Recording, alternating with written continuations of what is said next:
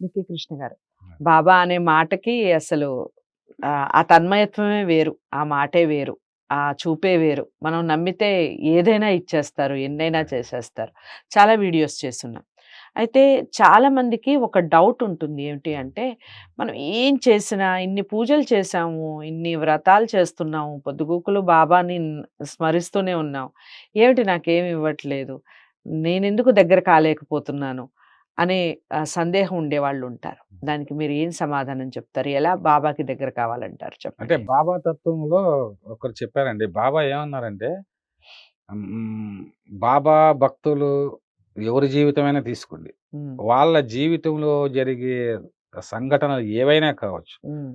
అది సత్సంఘటనలు కావచ్చు, దుస్సంఘటనలు కావచ్చు. రైట్. రైట్. హ్మ్. మంచి అన్నీ మంచికే చేస్తాడు బాబు. హ్మ్. హ్మ్. అది మనకేంటంటే మనకేదన్నా చెడు జరిగితే, చెడు జరిగి ఆ చెడు వల్ల మనకు మంచి ఉంటుంది. హ్మ్. మనకు మంచిగా భవిష్యత్తులో ఏదో ఉంది. ఒక ట్రాన్స్‌ఫర్ అయిందనుకోండి నాకు. నాకు హ్మ్. హిందూపురం నుంచి అనంతపురం ట్రాన్స్‌ఫర్ అయింది. హ్మ్. అరే! నేను ఇక్కడే స్థిరపడిపోవాలనుకున్నాను. హ్మ్. బాబా ఏంటి బాబాని మొక్కుకోవడం వల్ల నాకిలా అయింది. హ్మ్. అని నా భార్య కూడా ఎన్నో సార్లని ఏందండి బాబాని మొక్కడం వల్ల, బాబా భక్తులు కావడం వల్ల అనేక కష్టాలొస్తా ఉంది ఆ! అని పక్కింటి ఆవిడ అన్నది. వాళ్ళన్నారు. హ్మ్. కష్టాలే రాని. నేనదే అన్నాను. ఇప్పుడు చాలామంది ఈ జ్యోతిష్యులు చెప్తారు. అవును. నీకు ఇది శని గ్రహము, హుహు. కుజగ్రహ దోషం ఉంది. హ్మ్. దానికి హ్మ్. పరిహారాలు చేసుకోండి అది ఇది చెప్తారు. హ్మ్. కుజగ్రహ దోషం ఉండాల. కుజుడే నన్ను ఆవహించాల. శనే ఆవహించాలి. ఎందుకంటే ఒక అనుభవం వస్తుంది. అవును. వాళ్ళు చాలా కరుణ గ్రహాలని చెప్పరనమాట వాళ్ళు. హ్మ్. అసలు మామూలుగా వాడుక భాషలో గూడా ఏంట్రా శని పట్టినట్టు ఆ! పట్టావు శని అంటారు. పట్టినట్టు పట్టినారంటారు. అవును. కానీ మన నవగ్రహాలు ఉన్నప్పుడు ఒక గ్రహం హ్మ్. ఎప్పుడో ఒకసారి పట్టాలి కదా మనకి. అవును. శని పట్టి మనల్ని బాధించిన తర్వాత హ్మ్. ఆయనకే కరుణ హ్మ్. కలిగి ఆయన శని యాక్చువల్‌గా చాలా ఏలినా మంది ఇది కూడా చెప్తారండి. ఆ! శని ఏలిన గనక అనుగ్రహిస్తే ఆయనిచ్చినన్ని ఆ! వరాలు అసలు ఎవరు ఎవరు ఇవ్వరు. ఇవ్వరు అని చెప్తారు కదా! హ్మ్. కానీ హ్మ్. వెళ్తూ వెళ్తూ పాపం ఇన్నాళ్ళు బాధ పెట్టారని మళ్ళీ మనకి ఇచ్చి ఎళ్తాడు ఇచ్చే కదా! వెళ్తారు. అవును. కాబట్టి ఆ బాధలు మళ్ళీ మంచియే కోరుకుంటే ఎలా? హ్మ్. ఆ హ్మ్. జీవితం అంతా సుఖాలే కావాలా, ఆ! భోగాలే కావాలంటే హ్మ్. హ్మ్. భోగాలు అనుభవించేవాళ్ళు రోగాల పాలవుతారు. వాళ్ళు ఎప్పటికీ యోగులు కాలేరనమాట. హ్మ్. కష్టాలు అనుభవించే వాళ్ళు, నష్టాలు అనుభవించేటువంటి వాళ్ళే జ్ఞానులవుతారు. అవును. జ్ఞానులే యోగులవుతారు. అవును. ఇది తేడా. హ్మ్. అందుకే హ్మ్. బాబా అంటాడు. ధనవంతుడు ఒకతను వస్తే బాబా దగ్గరకు, హ్మ్. ఇట్లా నేను ఒక ఆమెకు డబ్బులిచ్చాను బాబా. ఆమె నాకివ్వడం లేదు. నాకు ఇప్పించండి అంటాడు. అంటే బాబా జెప్తాడు. అట్లా అట్లా పోగొట్టుకోవడం వల్లనే నీకు జ్ఞానం వచ్చిందిరా ఆ! అంటాడు. ఒక ముస్లిం అయ్యో! దాన్ని అట్లా ఆ! పోగొట్టుకోవడం, పొందడం కోసమే అంటాడు. అవును. అవును. సాయి తత్వంలో ఉన్న రహస్యం ఏంటంటే, హ్మ్. పోగొట్టుకోవడం, పొందడం కోసమే. హ్మ్.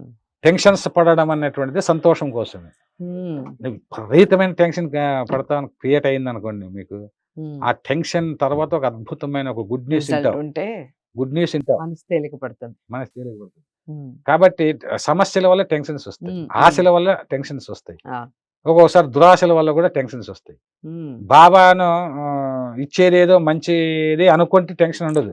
అవును. ఏది మంచిది? నువ్వు కోరుకున్నదే మంచిదని నువ్వు అనుకుంటున్నావు. నువ్వు సర్వజ్ఞుడా? లేదా బాబా సర్వజ్ఞుడా? బాబానే కదా! మరి బాబా భక్తుడు, బాబా పట్ల ప్రేమ ఉండాలి. హ్మ్. అందుకే హ్మ్. బాబా తత్వంలో మీరు అడిగారు కదా! ఆ ప్రశ్నలో ఏంటంటే బాబాకు దగ్గర కావాలంటే హ్మ్. పసి హృదయాలు మనకుండాలి. అంటే ఓకే. పసిపిల్లల్లాగా. హ్మ్. పసిపిల్లలు హ్మ్. అమాయకత్వంతో ఉంటారు. హ్మ్. చాలా స్వచ్ఛమైన హృదయంతో ఉంటారు. హ్మ్. మలినం ఉండదు వాళ్ళ మనసులో. ఓకే. అటువంటి మలినము లేని మనుషులు, అహంకారం లేని మనుషులోనే బాబాను వచ్చి తిష్ట వేస్తారు. అక్కడే కూర్చుంటాడు. ఈ బాబాకు దగ్గర కావాలంటే మన పసి మనుషులుగా అంటే పసి వాళ్ళలాగా, హ్మ్. పసి హృదయాలుగా లాగా మన హృదయంలో అన్నీ ఏమున్నాయి? కామ, క్రోధ, లోభ, మోహ, మత్సర్యాలు, ఆశలు, అరిషడ్వర్గ ఇవన్నీ ఉన్నాయి. అస్సలు. ఏది ఎన్ని లేకుండా లేదు. కోరికలు. అన్నీ ఉంటాయి. అసలు టయానికి వచ్చేస్తాయి. చిన్ననాడు స్వచ్ఛంగా నవ్వేవాళ్ళం. అవును. పకపక నవ్వేవాళ్ళం. బాగా ఆటలాడుకునేటువంటి వాళ్ళం. అవును. ఆ కులం లేదు, మతం లేదు, ఏమి లేదు. హ్మ్. హ్మ్. పెద్దవాళ్ళు అయ్యే కొలది అన్నీ వస్తాయి. పర్సెంటేజ్ ప్రకారం నవ్వాల్సొచ్చింది. చిన్నప్పుడు పకపక ఆడపిల్లాళ్ళు, మగపిల్లోళ్ళు పకపక నవ్వేవాళ్ళు. అవును. ఆ!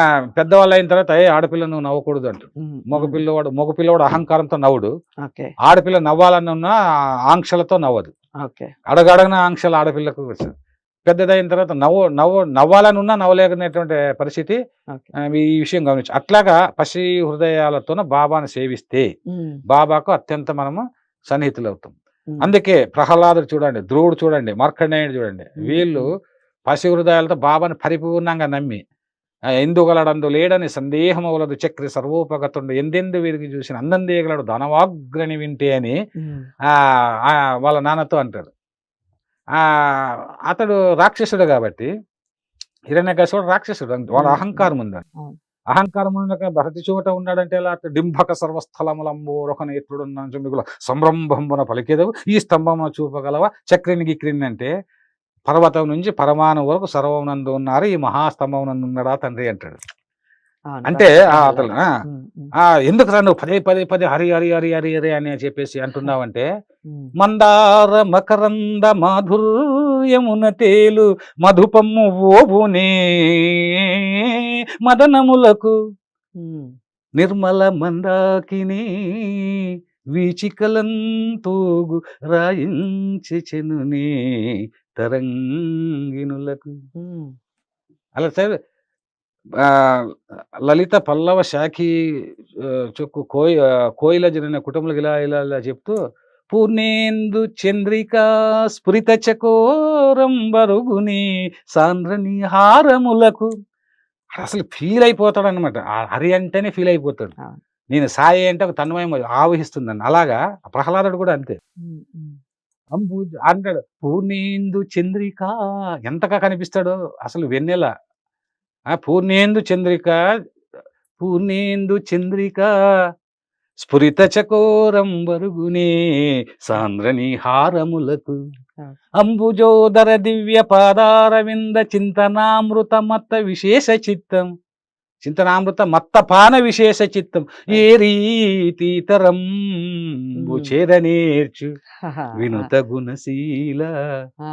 అప్పుడు వినయంగా వినుత గుణశీల మాటలు వేయునేల, వినుత గుణశీల మాటలు వేయునేల. అయ్యా మందార మకరంద మాధుర్యం తెలు మధుపము అని మదనము.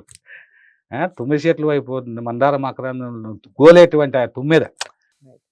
అట్లాగా నేను హరి చరణామృతం ఆయన కంబుజుడు దివ్య పాదార వింద చింతన, అతనే చింతన, ఆ పాదాలని చింతన చేస్తే ఆ పానంలో మొత్తం విశేష చిత్తం నాది అంటాడు. అట్లా సాయిబాబాని ఎప్పుడూ స్మరించు, ఆ పాదాలను స్మరించాలి. నీ పదము భవహరము, నీ పదము శుభకరము, నీ పదము ఇహపరము సర్వమంగళకరము. ఓ సాయి శంకర భక్త జన కింకర కరుణేందు శేఖర విశ్వేశ్వర పాహిమాం సర్వేశ్వర. నీ పదమే సురుచి, నీ పదమే గగనము, నీ పదమే భువనము, నీ పదమే అని ఇట్లా ఒక అద్భుతమైనటువంటి ఫ్లోతో నేను రాశానండి ఒక పాట. అంటే దాసగణ సేవితం అన్నాను. నీ పదమే సుమధురం, నీ పదమే సుస్వర. అట్ట అంటే ఎలా వస్తుంది ఏదంటే ఆ పదాన్ని ఆలోచిస్తూ ఆయన పాదాలంతా నీ అందుకే దాసగణ మహారాజా ఆయన పాదాలకు నమస్కరించినందుకు గంగా యమునలో చెయ్యి. అంటే ఎంత పవిత్రమా అంటే గంగా యమునలకు ఎందుకు వెళ్తారా త్రివేణి సంఘం, నా పాదాలు నమస్కారం చేయండి. నమస్కారం చేసి నేను చూస్తే పులికించిపోతాడు, చాలా ఆశ్చర్యపోతాడు. అదే విధంగా ఆయనను వర్ణించినటువంటి కవులు మీరు బాగా పాటలు కానీ సాయిబాబా హారతి పాటలు, అదే విధంగా ఉపాసనీ బాబా ఆ పాదాలను అక్కడ పాదాలు అక్కడ ప్రతిష్ఠిస్తారు షిరిడీలో. ప్రతిష్ఠించి ఏమి ఈ పాదాలు అసలు ఈ బాబా పాదాలు, ఇవి సామాన్యమైనటువంటి పాదాలు ఇవి. అదే విధంగా ఎందుకంటే శ్రీపాద శ్రీవల్లభుడు, ఋషిమ సరస్వతి, మాణిక్య ప్రభు, అక్కలకోట మహారాజు, ఈ షిరిడి సాయిబాబా వాళ్ళ పాదాలు సామాన్యమైన పాదాల. కాబట్టి ఈ పాదాలు ఇవి సదానింబరుక్షస్య మూలాదివాస సుధాశ్రావినం. అప్పుడు పాదాలు అక్కడ ప్రతిష్ఠించే సందర్భంలోనే పాదుకలు ప్రతిష్ఠించే సందర్భంలోనే ఈ సదానింబరుక్షస్య మూలాదివాస సుధాశ్రావినం తిక్తం అప్యప్రియం తం తరుం కల్ప వృక్షాధికం సాధయంతం నమామీశ్వరం సద్గురుం సాయినాథం అంటాడు. అంటే ఎంత గొప్పగా చెప్తున్నారండి అసలు ప్రతి మాట. అసలు మీరు ఆ సాయి తత్వంలో అలా లీనమైపోయారు మాట్లాడుతూ. కాదు మేడం, నేను చెప్పడం కదా, అదే మీరు గమనించాల్సి నేను చెప్తున్నానా అని మీరు అనుకుంటున్నారు. నేను ఆనందిస్తూ ఉన్నాను. ఆ శబ్దాలు కానీ ఆ సౌందర్యం కానీ అంటే అటు ఊహిస్తేనే బాబాను ఊహిస్తేనే పులకించిపోతుంది. అందుకే పసివాళ్ళు అయిపోవాలి. ఇక్కడ అహంకారం ఉండకూడదు. ఇప్పుడు నేను చెబుతున్నాను అంటే అది పెద్ద అహంకారం.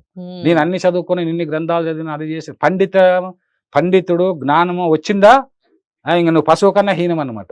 ఓకే. పండిత పుత్ర సుంట నరక కాదు. హ్మ్. పండితుడు అహంకారం ఉంటే వాడు సుంట. హ్మ్. నేను చెప్తున్నా.